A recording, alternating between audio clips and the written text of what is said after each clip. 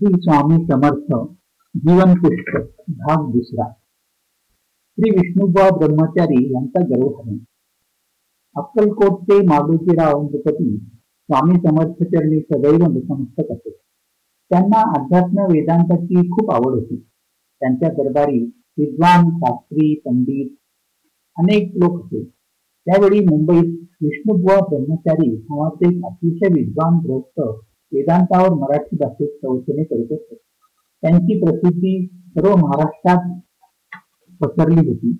मालोजीरावांनी मोठ्या प्रयत्नाने त्यांना अक्कलकोटला बोलावून घेतले. ते आल्यापासून दररोज ठरलेल्या वेळी वेदांतावर चर्चा होत असे. ती ऐकून मालोजीराव अत्यंत आनंदित व बुवांचा सन्मान करीत. थोड्या दिवसातच बुवा अक्कलकोटमध्ये सर्वाभिमुख झाले. एकदा विष्णुबुवा स्वामींच्या दर्शनासाठी आले. त्यावेळी स्वामींचे भोवती भक्तांचा समुदाय जमला होता. स्वामींची वेदांत ज्ञानाची परीक्षा पाहिली असे विष्णुबुवास वाटले. त्यांनी स्वामींना प्रश्न केला, काय केल्याने ब्रह्मपदी पुढाकार होता येते? तो प्रश्न ऐकून स्वामी नुसते हसले, काहीच बोलले नाही. तेव्हा ब्रह्मचारी बुवा उठून बाहेर आले आणि बाहेर जमलेल्या भक्तगणांना म्हणू लागले, तुम्ही यांना परमेश्वर रूप मानता, परंतु यांना वेदांचे काही ज्ञान नाही. तुम्ही अज्ञानी म्हणून तुम्हाला या यतीने फसवले आहे. अशी स्वामींची अवहेलना करून विष्णुबुवा आपल्या घरी परतले. त्यांच्या बरोबर 2 पारसी ग्रस्तही होते. रात्र झाली, बुवा झोपले. झोपेत त्यांना एक विचित्र स्वप्न पडले. त्यांना स्वप्नात दिसले की एकाएकी त्यांच्या अंगावर असंख्य विंचू चढले आहेत आणि त्यातील 1-2 विंचूंनी त्यांना दंशही केला आहे. ते भयंकर स्वप्न पाहून बुवा खडबडून निघले. त्यांची बोबडी चोळाली होती. तोंडातून एक शब्दही बाहेर पडत नव्हता. शेजारी झोपलेले 2 पारसी ग्रस्त होते. त्यांनी बुवांना सावध करून पाणी दिले. बुवांना भीतीने अंगाला घाम सुटला होता. सदाय जोराने ठोके देत होते. त्या पारसी ग्रस्तांनी बुवांना घाबरण्याचे कारण विचारले. तेव्हा त्यांनी स्वप्नाचा वृत्तांत सांगितला. ते पारसी ग्रस्त म्हणाले, अशी स्वप्ने पडतात, तुम्ही घाबरू नका, असे सांगून ते झोपी गेले. दुसऱ्या दिवशी बुवा पुन्हा स्वामींच्या दर्शनाला आले आणि पुन्हा तोच प्रश्न त्यांनी विचारला, ब्रह्मरूपी सदाकार होण्यासाठी काय करावे? प्रश्न ऐकून स्वामी मोठ्याने हसले आणि म्हणाले, ब्रह्मपदी सदाकार होण्यास तुझे मन इच्छुक आहे ना, तर मग स्वप्नात चिंतवांना पाहून का घाबरला? जर तुझे भय वृथा असे म्हणतो, तर ब्रह्मपदी सदाकार होणे हे कसे जाणशील? हे बोलणे सोपे आहे, परंतु प्रत्यक्ष ब्रह्मपदी सदाकार होणे अत्यंत कठीण आहे. त्याला फार कष्ट करावे लागतात. बुवांना स्वामींची खून पटली. त्यांनी चटकन स्वामींच्या चरणांवर आपले मस्तक टेकविले आणि प्रेमाश्रूंनी त्यांचे चरण ओले केले. त्या अश्रूद्वारे बुवांचा अहंकार पूर्णपणे निघून गेला होता. त्यांचा कंठ सद्गतीत झाला व तेव्हापासून ते स्वामींचे एक परम भक्त झाले. रायबहादूर शंकरराव यांची ब्रह्मसंबंधापासून मुक्तता. निजामाच्या राज्यात रायबहादूर शंकरराव नावाचे एक जागीरदार होते. त्यांना 6 लक्षाची जागीर होती. विपुल संपत्ती असून ती सर्व सुखे हात जोडून उभी होती. परंतु पूर्वकर्माचे फलस्वरूप त्यांना ब्रह्मसंबंधाची बाधा जडली. या बाधेने रात्रंदिवस चैन पडत नसे. राजेसाहेबांनी अनेक अनुष्ठाने चालविली, परंतु काहीच उपयोग झाला नाही.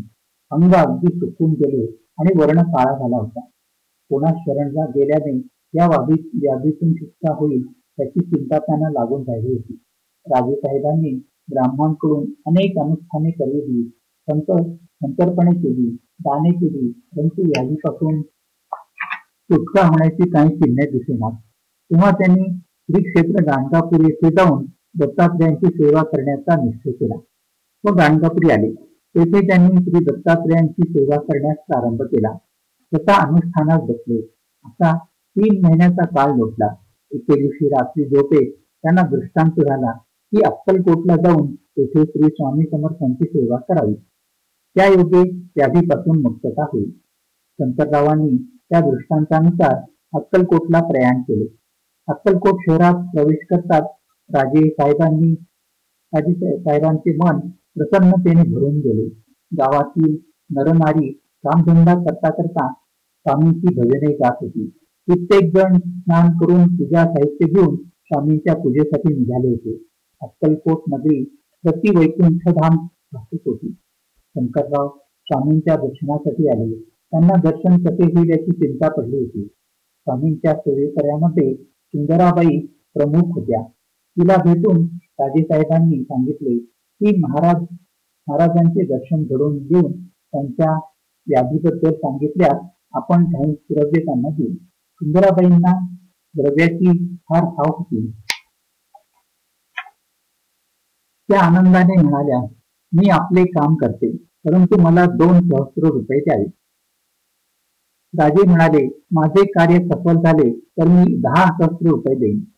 सुंदराबाई हे ऐकून आश्चर्यचकित झाल्या. त्या म्हणाल्या, हे जर सत्य असेल तर पाणी घेऊन संकल्प सोडा. त्याप्रमाणे राजांनी संकल्प सोडला. नंतर एका शुभवेळी महाराज आनंदात बसले असताना राजे दर्शनास आले. तेव्हा सुंदराबाईने त्यांची ओळख करून दिली आणि सांगितले, हे थोर कुलीन गृहस्थ आहे, परंतु पूर्वकर्माच्या फलाने त्यांना आता ब्रह्मसंबंधाची बाधा झाली आहे. आपण कृपा करून यांची या व्याधीपासून मुक्तता करावी. असे ऐकताच स्वामी तेथून त्वरित उठले व ते गावाबाहेरील शेख नूराच्या दर्ग्याजवळी स्मशानभूमीत आले. बरोबर शंकरराव सुद्धा होते. स्मशानातील एका नव्या खाचेमध्ये पंचा अंथरून ते त्यावर निजले. थोड्या वेळाने स्वामी शेख नूराच्या दर्ग्याजवळ आले व थोडे थांबून पुढे निघाले. त्या दिवशी शंकररावांनी दर्ग्यातील सर्व फकीरांना जेवण दिले आणि दर्ग्यावर एक कफनी अर्पण केली. 1-2 दिवसांनी स्वामींनी सांगितले की कडुलिंबाची पाने वाटून त्यात 10 मिरे घालून ते घ्यावे. स्वामींचे सेवेकरी राजेसाहेबांना म्हणाले, स्वामींनी अशी लीला करून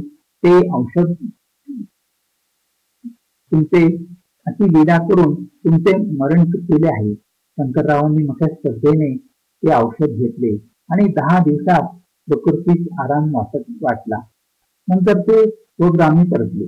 काही महिने लोटतात राजांची त्या ब्रह्मसंबंधापासून पूर्णपणे मुक्तता झाली. ते पुन्हा महाराजांचे दर्शनास आले. ते अत्यंत आनंदाने त्यांनी स्वामींचे दर्शन घेऊन पूर्व संकल्पित 10,000 रुपयाचे काय करावे असे त्यांना विचारले. स्वामींनी सांगितले, गावाबाहेर मारुतीचे देऊळ आहे, तेथे जुने गच्चीचा मठ बांधावा. त्या स्वामींच्या आज्ञेनुसार राजेसाहेबांनी तेथे एक मठ बांधून घेतला. आजही तो मठ चांगल्या स्थितीत आहे. चिदंबर दीक्षितांची कथा. मुरगोडी गावात मल्हार दीक्षित नावाचे एक वेदसंपन्न ब्राह्मण राहत होते. धर्माचरण करणारे, शिवाचे भक्त अशी त्यांची ख्याती होती. त्यांच्या या आसक्तीरहित आचार संपन्न जीवनात एकच उणे होती, त्यांना संतान प्राप्ती झाली नव्हती. पुत्रप्राप्तीसाठी त्यांनी 12 वर्षे शिवाची उपासना केली. त्या भक्तियुक्त अंतःकरणाने केलेल्या अनुष्ठानाने महादेव प्रसन्न झाले आणि मी तुझ्या उदरी पुत्र होऊन जन्म घेईन असा आशीर्वाद देऊन अंतर्धान पावले. मल्हार दीक्षित महादेवांचे प्रत्यक्ष दर्शन मिळाल्याने अत्यंत आनंदित झाले होते. पुत्र प्राप्त होणार या आशीर्वादाने त्यांचे हृदय पुलकित झाले. ही मंगल वार्ता ऐकून धर्मपरायण पतिव्रता असलेली दीक्षितांची पत्नी मनोमनी अत्यंत सुखावली. यथाकाली तिला पुत्रप्राप्तीची लक्षणे दिसू लागली. 9 मासानंतर तिला एका दिव्य पुत्राची प्राप्ती झाली. दीक्षितांनी त्याचे नाव चिदंबर असे ठेवले. त्या बालकाच्या बाललीला पाहून माता पिता सुखावत. चंद्राच्या कलेप्रमाणे चिदंबर वाढू लागला. 8व्या वर्षी त्याचे मौंजीबंधन केले. त्यानंतर चिदंबराने गुरुग्रही राहून वेद, शास्त्र, व्याकरण अशा अनेक ग्रंथांचा अभ्यास केला. त्याची बुद्धी अत्यंत तीक्ष्ण होती. अगदी अल्पकाळातच तो सर्व शास्त्रात पारंगत झाला. एकदा एका यजमानांच्या घरी गजगौरीची पूजा होती. तेथे सिकंदरला आग्रहाचे बोलावणे आले होते. पूजेसाठी मृत्तिकेचा हत्ती केला होता. सांगितल्याप्रमाणे यजमानांनी यथाविधी पूजन केले. सिकंदर शास्त्रींनी प्राणी प्रतिष्ठेचा मंत्र म्हणतात तो मृत्तिकेचा गज चालू लागला. हे पाहून सर्वांना अत्यंत आश्चर्य वाटले व ते ईश्वरी अवतार असल्याची सर्वांची खात्री झाली. पुढे त्यांनी जगदोद्धारासाठी अनेक लीला केल्या. त्यांनी आपल्या प्रौढ अवस्थेत असताना एक यज्ञ केला होता. या यज्ञात ब्राह्मण भोजनात बसले होते. सर्व पदार्थ पानात वाढलेले होते. केवळ तूप वाढायचे शिल्लक होते. तेव्हा वाडेकऱ्यांनी सांगितले की तूप संपले आहे. हे दीक्षितांना कळताच त्यांनी पाण्याने भरलेल्या एका घटात आपला अमृत हस्त लावला आणि काय आश्चर्य, तो घट तुपाने भरला. वाडकऱ्यांनी सर्व ब्राह्मणांना यथेच्छ जेवण वाढले. एकदा स्वामी समर्थ आपल्या शिष्यांसमवेत दीक्षितांबद्दल बोलत असताना म्हणाले, या यज्ञ प्रसंगी आम्ही तेथे होतो व तूप वाढण्याची कामगिरी आमच्याकडेच होती. त्रिभुवन विहारी अवतारी पुरुषात दीक्षितांच्या घरी यज्ञप्रसंगी उपस्थित असणे यात नवलते काय? श्री स्वामी समर्थांचे शिष्य बाळप्पा यांचे चरित्र. हवेरी ग्रामात बाळप्पा नावाचे एक यजुर्वेदी ब्राह्मण राहत होते. परमेश्वराच्या कृपेने घरी धन धान्य संपत्ती भरपूर होती आणि संपत्ती सुद्धा अनुकूल होती. त्यांचा सराफाचा आणि सावकारीचा व्यवसाय होता. लोकांमध्ये उत्तम प्रतिष्ठा होती. त्यांचे वय 30 वर्षाचे झाले आणि त्यांना संसाराचा उभा येऊ लागला. संसार हा लतिका आहे, त्यात गुरफटून न जाता सद्गुरु सेवा करून आयुष्य सार्थकी लावावे असे त्यांना वाटू लागले. त्यांना व्यवसायात रस वाटेना. एके दिवशी त्यांना स्वप्नात पंचपक्वान्नांनी भरलेले सुवर्णाचे ताट आपल्या समोर येत असल्याचे दिसले. त्यानंतर बाळप्पांचा सर्वसंग परित्याग करून सद्गुरु शोधायचे व त्यांच्या चरणी उरलेले आयुष्य समर्पण करावे असा दृढ निश्चय त्यांनी केला. सोलापुरी कामासाठी जात असल्याचे सांगून ते मुरगोडी ग्रामात आले. तेथील ब्राह्मणांनी सांगितले की गाणगापुरी जाऊन अनुष्ठान करावे. त्यावेळी श्री गुरु स्वप्नात येऊन दृष्टांत देतील व त्याप्रमाणे करावे. बाळप्पा त्या मित्रांच्या सांगण्यानुसार गाणगापूरला आले. येथे अनेक लोक अनेक कामना घेऊन येत व श्री गुरु नरसिंह सरस्वती स्वामींच्या पादुकांचे मोठ्या श्रद्धेने दर्शन घेऊन सेवा करीत. कोणी गंगा स्नान करून अश्वत्थास प्रदक्षिणा झाली, कोणी ब्राह्मण भोजन झाले, कोणी दंडवत झाले, देवळात प्रदक्षिणा झाली, अशा अनेक प्रकारच्या सेवा ते करीत असत. बाळप्पा हे स्थान पाहून आनंदले. ते रोज प्रातःकाळीच उठून संगमावर स्नान करून जप ध्यान आटोपून गावात येत व सेवेकऱ्यांबरोबर माधुकरी मागत. जे माधुकरीत मिळेल ते खाऊन पुनरुपी संगमावर येत. माध्यांनी संगमात स्नान करून जप ध्यान करीत. सूर्य अस्तासी जातात सायं संध्या करून गावात येत. माधुकरीमध्ये कोरड्या भाकरी मिळत त्या संगमावरील पाण्यात बुडून खात असत. पंचपक्वान्नाचे जेवण घरी असताना सद्गुरूंच्या शोधासाठी ते माधुकरीच्या कोरड्या भाकरी खात होते.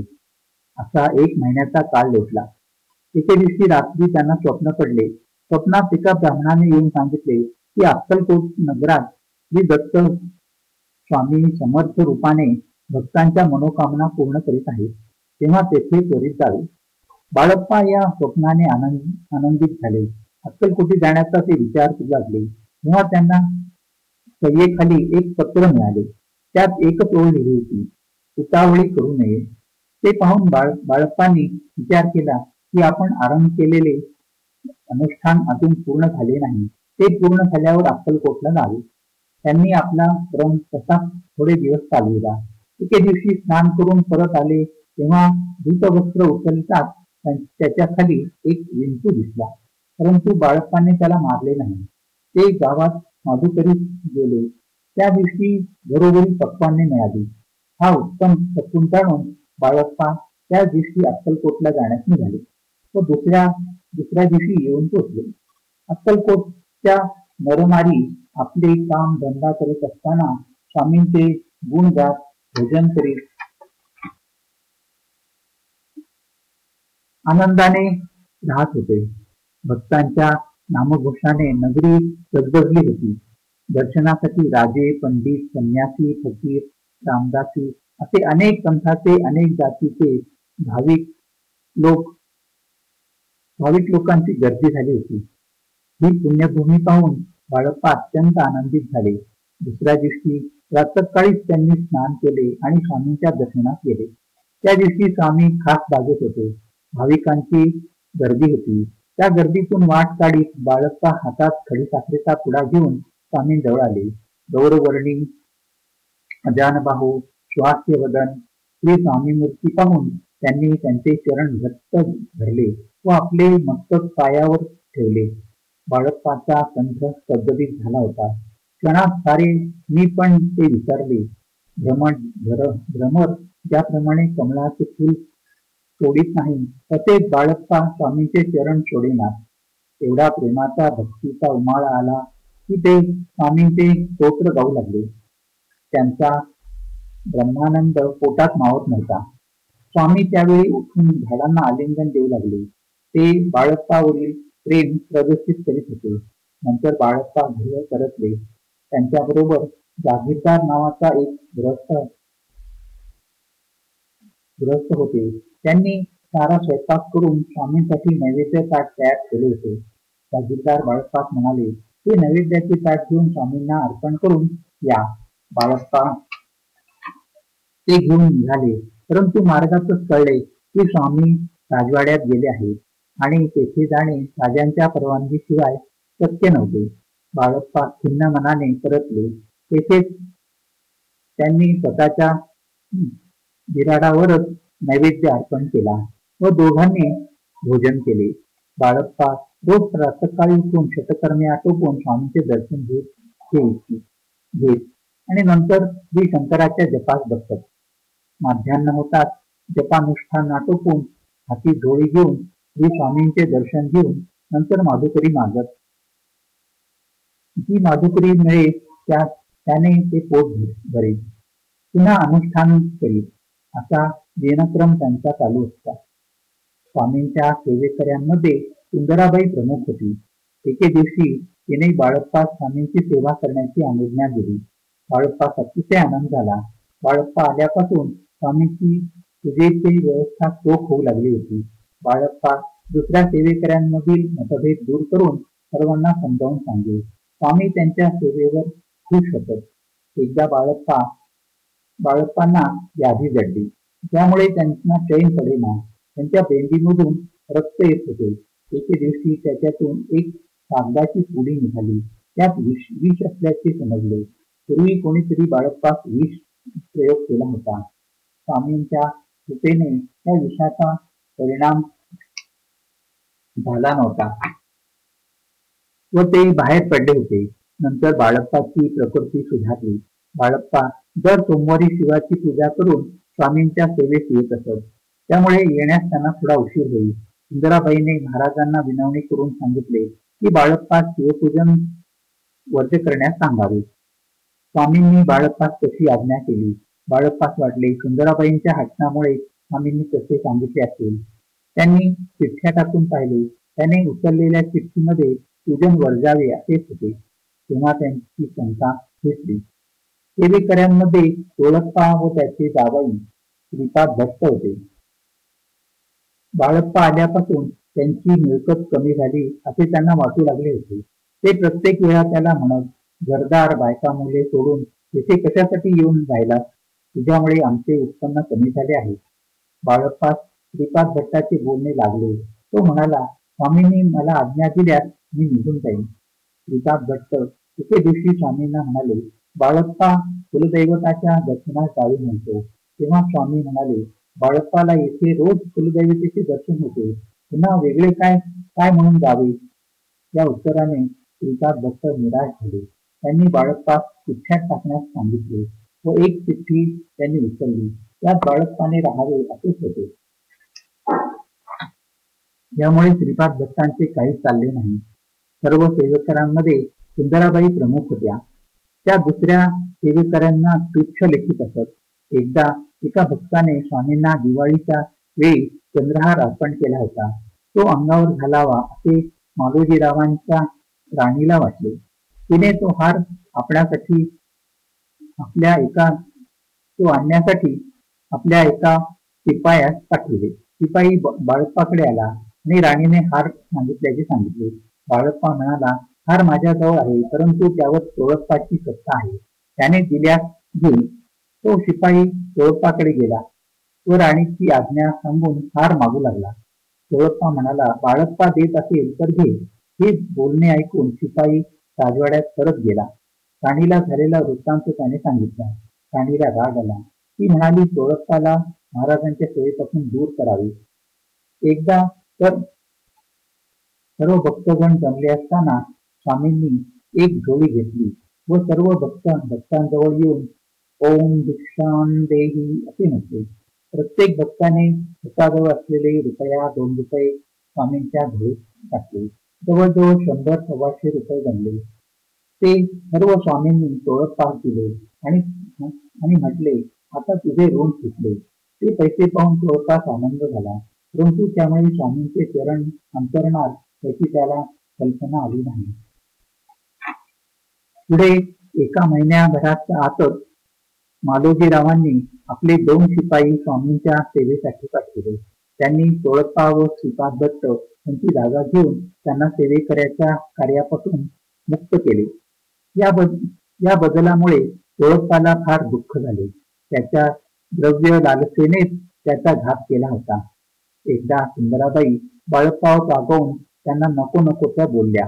त्यामुळे बाळप्पांना अतिशय दुःख झाले आणि त्यांनी अक्कलकोट सोडून जाण्याचा निर्णय घेतला. तो स्वामींची आज्ञा घेण्यासाठी आले.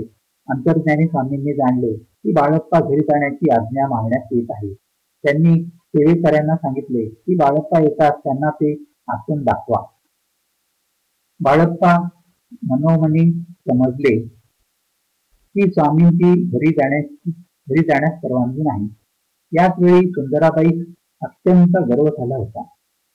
ती कोणास मानेनाशी झाली होती. समर्थांना वाटले सुंदराबाईस दूर करावे. ती येणाऱ्या भक्तांकडून पैसे मागू लागली. ही वार्ता दरबारात पोहोचली. माधवराव बर्वे राजाचे कारभारी यांना आज्ञा झाली की सुंदराबाईचा पकडून आणावे. या आज्ञेप्रमाणे सुंदराबाईंना फौजदार पकडून घेऊन गेले व तिची कारकीर्द अशा ठिकाणी संपली. नंतर स्वामींच्या सेवेसाठी सरकारी पंच नेमले गेले. बाळप्पा मात्र स्वामींच्या सेवेमध्ये एक तप राहिले. त्यांची सेवा निर्लोभ होती. त्यांना द्रव्याचा सुद्धा मुळीच नव्हती. हरिओम तत्सत. हरिओम.